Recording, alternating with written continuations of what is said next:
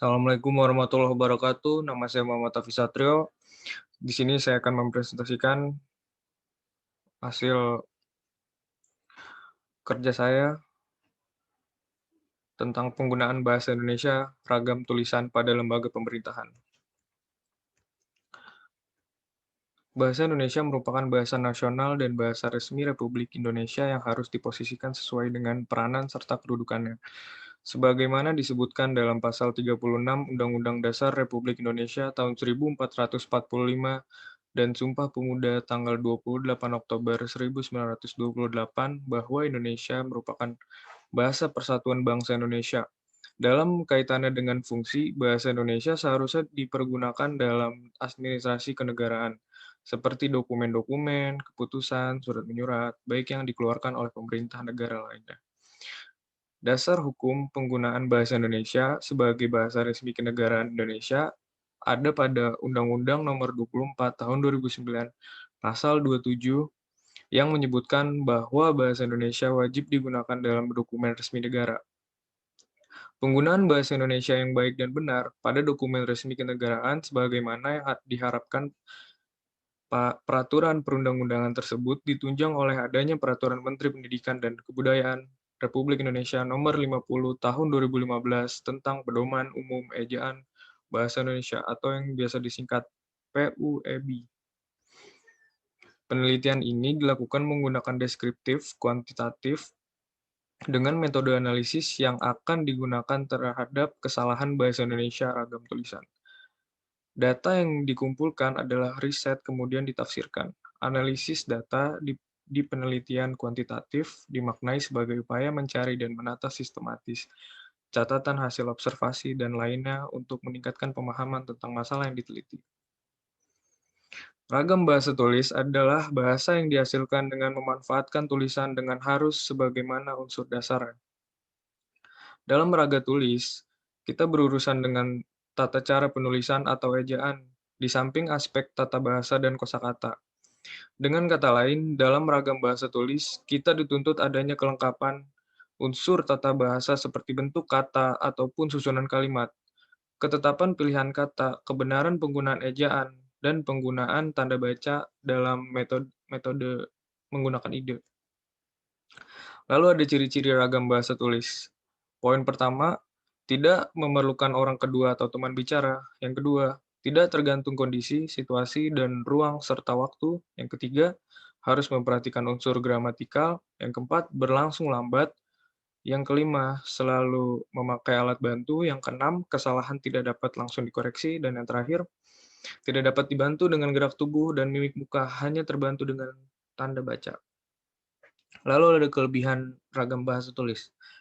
Poin pertama, yaitu informasi yang disajikan bisa dipilih untuk dikemas sebagai media atau materi yang menarik dan menyenangkan dan sebagai sarana memperkaya kosakata. Yang kedua, umumnya memiliki kedekatan budaya dengan kehidupan masyarakat. Yang terakhir, digunakan untuk menyampaikan maksud, membeberkan atau menyampaikan informasi, atau menggunakan unsur-unsur emosi sehingga mampu mencanggihkan wawasan pembaca. Lalu ada kekurangan ragam bahasa tulis. Pertama, alat atau sarana yang memperjelas pengertian seperti bahasa lisan itu tidak ada akibatnya, bahasa tulisan harus disusun lebih sempurna. Yang kedua, tidak mampu menyajikan berita secara lugas, jernih, dan jujur jika harus mengikuti kaidah-kaidah bahasa yang dianggap cenderung miskin dan pikat dan nilai jual. Yang terakhir, yang tidak ada dalam bahasa tulisan tidak dapat diperjelas atau ditolong. Oleh karena itu, dalam bahasa tulisan diperlukan keseksama yang lebih besar. Yang selanjutnya, kesalahan berbahasa tulisan dalam bidang morfologi. Morfologi yaitu pada kata diminimalisir. Bentuk ir, or, ur merupakan bentuk terikat bahasa asing yang bermakna keadaan dan dapat pula bermakna pelaku. Kata bercetak miring pada kalimat tersebut dapat diganti oleh bentuk lain yang lebih tepat, yaitu diminimalisir diksi, yang lain misalnya dikurangi. Kesalahan berbahasa tulisan dalam bidang sintaksis. Kalimat tersebut tidak memiliki pokok kalimat yang subjek melainkan diawali dengan predikat dan diikuti keterangan akibat. Selain itu, kalimat tersebut terlalu panjang sehingga mengaburkan sifat-sifat atau unsur kalimat tersebut. Dan selanjutnya ada kesalahan berbahasa dalam bidang semantik. Kata bentuk di bawah sejajar dengan kata bentukan mengatasi.